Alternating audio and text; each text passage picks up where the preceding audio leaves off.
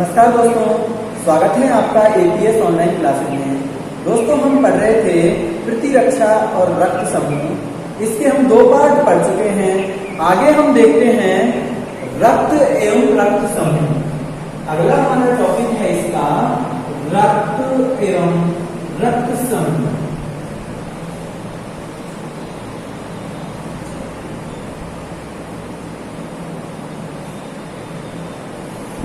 रक्त समूह के बारे में पढ़ने से पहले हम थोड़ी जानकारी रक्त के बारे में देखें। रक्त क्या होता है? तो हमारी रक्त वाहिनियों में लाल रंग का एक द्रव पाया जाता है जिसको बोलते हैं रक्त। इसको तरल संयोजी ऊतक भी कहा जाता है। तो रक्त क्या है?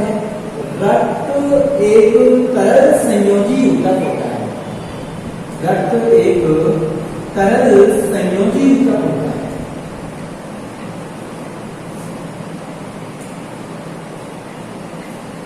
तरल संयोजी ऊतक है। ये जो तरल संयोजी ऊतक है जिसे तरल जीवित ऊतक भी कहा जाता है। यदि इसके पीएच की बात करें तो रक्त का पीएच होता है 7.4। 7 से थोड़ा ज्यादा है, और जब पीएच 7 से अधिक होता है तो उसको बोला जाता है क्षारीय। रक्त को कहा जाता है हल्का क्षारीय। हल्का क्षारीय। रक्त के निर्माण की बात करें तो रक्त का निर्माण होता है रेड बोन मैरो में। जो लाल अस्थि मज्जा है,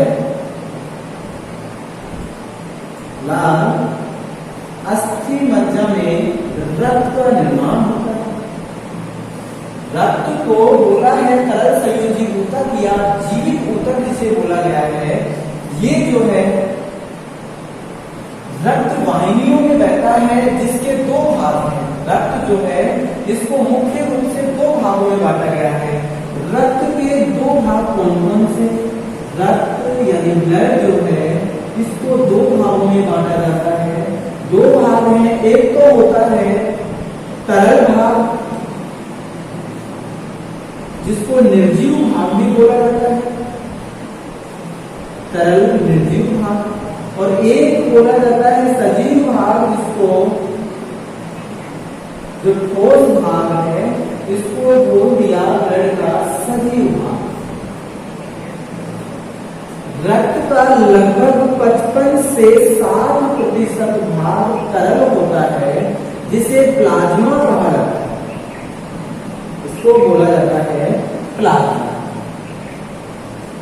प्लाज्मा का काम क्या होता है कि जो भोजन पचता है, पचे हुए भोजन से जो पोषक तत्वों का अवशोषण हुआ, उन अवशोषित पोषक तत्वों को शरीर के विभिन्न अंगों तक पहुंचाता है। और शरीर के अंगों में जो उत्सर्जी पदार्थ बने हैं उनको उत्सर्जी अंगों तक पहुंचाने का काम होता है प्लाज्मा का। तो प्लाज्मा क्या करता है? आंतों द्वारा अवशोषित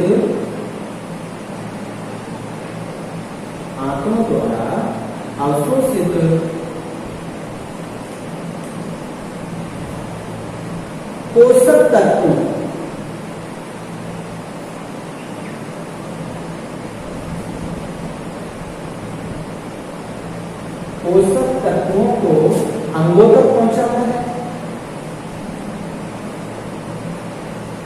अंगों तक पहुंचाना। और दूसरा उत्सर्जी पदार्थ जो है उनको उत्सर्जी अंगों तक पहुंचाने का काम होता है प्लाज्मा। प्लाज्मा के अंदर एक प्रोटीन पाया जाता है। हमने 2 प्रोटीनों के बारे में पढ़ चुके हैं, एक तो प्रतिजन और दूसरा प्रतिरक्षी। तो प्रतिरक्षी जो है वो पाया जाता है प्लाज्मा में, यानी एंटीबॉडी प्रतिरक्षी। प्रतिरक्षी किसमें पाया जाता है? प्लाज्मा। ठोस भाग जिसको हमने बोला रक्त का ये सजीव पार्ट माना जाता है। इस सजीव पार्ट को 3 भागों में बांटा गया है। एक तो होता है आरबीसी। ठोस भाग को 3 भागों में बांटा गया है। आरबीसी, एक होता है डब्ल्यूबीसी और प्लेटलेट्स यानी विमान। प्लेटलेट्स जिसको बोला जाता है विमान। ये ठोस भाग जो होता है ये होती है रक्त कणिकाएं। रक्त कणिकाएं जो हैं ये रक्त का ठोस भाग होती हैं, जिनको सजीव या जीवित कणिकाएं भी माना जाता है। आरबीसी का मतलब होता है रेड ब्लड कार्पल्स, यानी लाल रक्त कणिकाएं। ये लाल रक्त कणिकाएं क्या करती हैं? तो लाल रक्त कणिकाओं में श्वसन वर्णक पाया जाता है, जिसको हीमोग्लोबिन कहते हैं। और ये श्वसन वर्णक क्या करता है? गैसों के परिवहन में सहायक होता है। तो हम कह सकते हैं कि आरबीसी का काम क्या है? गैसों का परिवहन करना, गैसों का परिवहन, गैसों का परिवहन करना काम होता है किसका? आरबीसी का।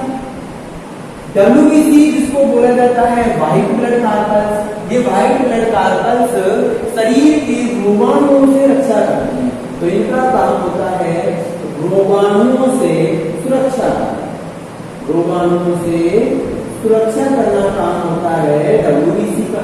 इसीलिए इनको बोला जाता है शरीर की सैनिक कोशिका, इनको बोलते हैं शरीर की सैनिक कोशिका। ये होती है प्लेटलेट्स। मैंने कहा कि रक्त जो है हमारी रक्त वाहिनियों में बहता है, तो रक्त वाहिनियों की सुरक्षा करती हैं प्लेटलेट्स, तथा जो चोट लगने पर अधिक रक्त स्त्राव होता है तो रक्त स्त्राव को रोकने का काम करती है रक्त का थक्का जमा कर प्लेटलेट्स। ये होते हैं रक्त के कार्य। आगे हम देखते हैं रक्त समूह। रक्त समूह क्या होता है? तो 1900 से पहले रक्त समूह के बारे में जानकारी नहीं थी। 1901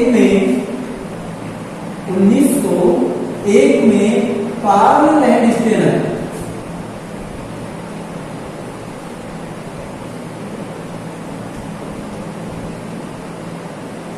कार्ल लैंडस्टीनर,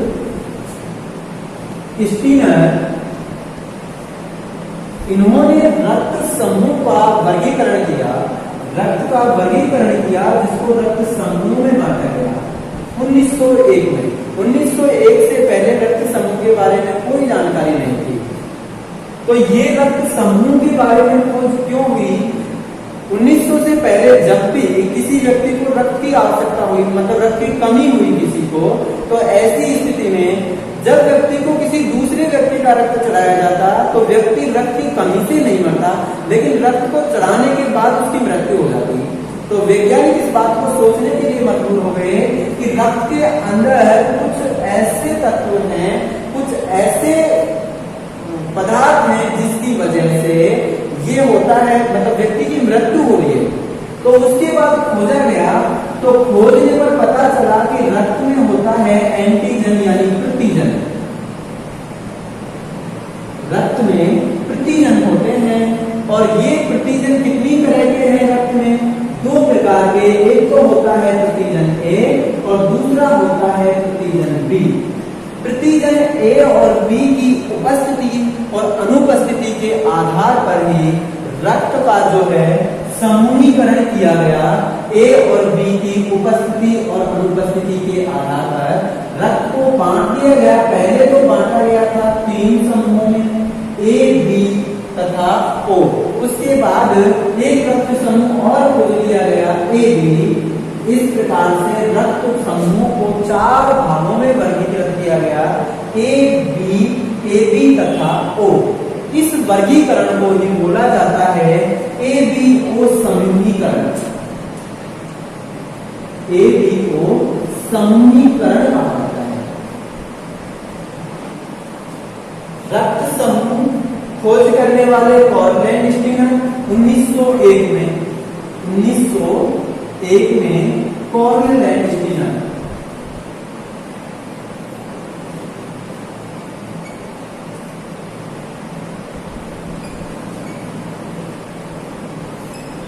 प्रतिजन की बात करें तो रक्त में आरबीसी पर पाए जाते हैं प्रतिजन। ये 2 तरह के प्रतिजन ए और प्रतिजन बी।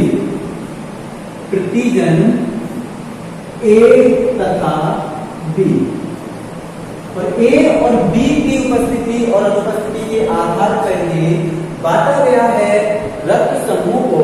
तो रक्त समूह कितने प्रकार के? प्रतिजन की उपस्थिति और अनुपस्थिति के आधार पर रक्त समूह को 4 भागों में बांटा गया है। तो आरबीसी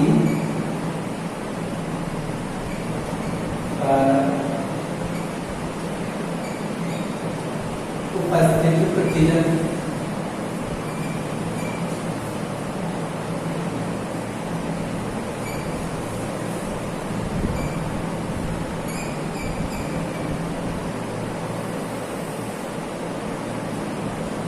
आरबीसी पर यदि प्रतिजन ए उपस्थित है, प्रतिजन कितनी तरह के? 2 तरह के। तो यदि आरबीसी की सतह पर प्रतिजन ए पाया जाता है तो उस रक्त समूह को नाम दे दिया गया ए। यदि आरबीसी की सतह पर प्रतिजन बी उपस्थित हो तो उस रक्त समूह को नाम दे दिया गया बी। आरबीसी की सतह पर यदि प्रतिजन ए और बी दोनों ही उपस्थित तो ऐसे रक्त समूह को कहा गया ब्लड ग्रुप ए बी, यानी रक्त समूह ए बी। और जब आरबीसी की सतह पर किसी भी तरह का कोई प्रतिजन उपस्थित नहीं हो, यानी यहाँ पर प्रतिजन अनुपस्थित, तो ऐसे रक्त समूह को बोल दिया गया ओ रक्त समूह। तो ये 4 प्रकार के रक्त समूह बांटे थे कॉर्ल एंड स्टीनर का 1901 में। ये जो आरबीसी पर प्रतिजन उपस्थित होता है, प्रतिजन के बारे में हम पढ़ चुके हैं। ये प्रोटीन या ग्लाइकोप्रोटीन के बने होते हैं, मतलब रक्त में ये एक प्रकार का प्रोटीन है। तो एक दूसरे प्रकार का प्रोटीन रक्त में और पाया जाता है जिसको बोला कि ये रक्त के प्लाज्मा में उपस्थित होता है, और प्लाज्मा में उपस्थित जो था उसको बोला था प्रतिरक्षी, उसको बोला प्रतिरक्षी। दूसरी तरह का एक प्रोटीन उपस्थित था जिसको बोल दिया प्रतिरक्षी। तो ब्लड ग्रुप ए में उपस्थित था प्रतिरक्षी जो प्रतिजन से, प्रतिजन के क्या होगा? विपरीत होगा। तो यहाँ पर जब प्रतिजन ए उपस्थित है तो इसके अंदर जो प्रतिरक्षी होगा वो ए के लिए तो होगा लेकिन बी के विपरीत होगा, मतलब वो एंटीजन बी को आने से रोकेगा, और एंटीजन बी को आने से रोकेगा ऐसे प्रतिरक्षी को एंटी बी बोल सकते हैं, या फिर इसको स्मॉल बी से भी लिख सकते हैं। तो ये जो प्रतिरक्षी होता है वो भिन्नकार का होता है। एक ब्लड ग्रुप में प्रतिरक्षी होता है बी जो एंटीजन बी को आने से। ऐसे ही यदि ब्लड ग्रुप बी की बात करें तो यहाँ पर प्रतिरक्षी होगा एंटी ए जिसको हम स्मॉल ए से लिख सकते हैं। और ए बी प्रतिरक्षी की बात की जाए तो यहाँ पर जो प्रतिरक्षी होता है वो प्रतिरक्षी, यहाँ दोनों तरह के प्रतिजन हैं, इसीलिए यहाँ किसी भी तरह का कोई प्रतिरक्षी नहीं होता। जब ओ की बात करें तो इसमें किसी तरह का कोई एंटीजन नहीं था, लेकिन यहाँ पर प्रतिरक्षी ए और बी दोनों प्रकार के पाए जाते हैं। प्रतिरक्षी प्लाज्मा में उपस्थित होते हैं और प्रतिजन जो होते हैं वो आरबीसी की सतह पर पाए जाते हैं। तो इस ब्लड ग्रुप के आधार पर यदि बात करें कि जो एबी ब्लड ग्रुप है उसमें किसी तरह का कोई एंटी प्रतिजन यानी कोई प्रतिरक्षी उपस्थित नहीं है, कोई प्रतिरक्षी उपस्थित नहीं है एबी के अंदर, इसीलिए रक्त समूह एबी वाला व्यक्ति इनमें से किसी का भी रक्त ग्रहण कर सकता है। इसीलिए रक्त समूह एबी को सार्वत्रिक ग्राही यानी सर्वग्राही भी कहा जाता है। जबकि रक्त समूह ओ जो होता है इसके अंदर एंटीबॉडी तो दोनों तरह के होते हैं और एंटीजन अनुपस्थित होता है। एंटीजन अनुपस्थित और एंटीबॉडी दोनों तरह के, इसीलिए ये जो रक्त समूह वाला व्यक्ति है ये किसी को भी रक्त डोनेट कर सकता है, इसीलिए इसको सार्वत्रिक दाता या सर्वदाता रक्त समूह बोला जाता है। रक्त समूह को सार्वत्रिक दाता और रक्त समूह ए बी को सार्वत्रिक ग्राही कहा जाता है। ये जो रक्त समूह है इनके अंदर एंटीजन, जिसको बोला प्रतिजन, प्रतिजन कहां से, तो ये बनते हैं विकल्पी के रूप में, एलिल्स के रूप में, जिसके बारे में हम जेनेटिक्स में बात कर चुके हैं कि किसी एक लक्षण के लिए जो आवश्यक जीन का प्रारूप है, जीन का विकल्प प्रारूप जो होता है उसको विकल्पी बोला।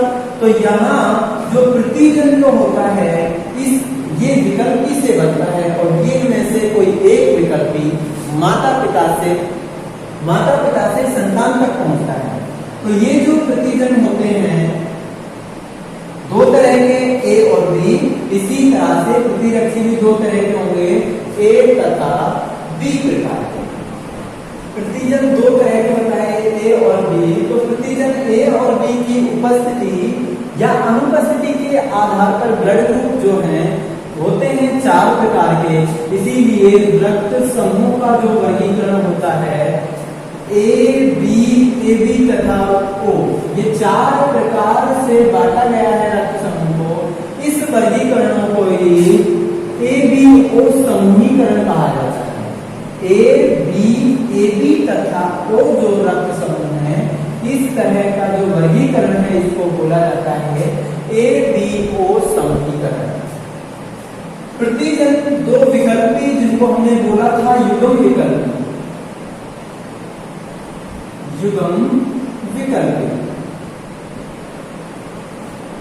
एलिल्स जिनको बोलते हैं से उत्पन्न होते हैं। प्रतिजन जो है एलिल्स से उत्पन्न होते हैं।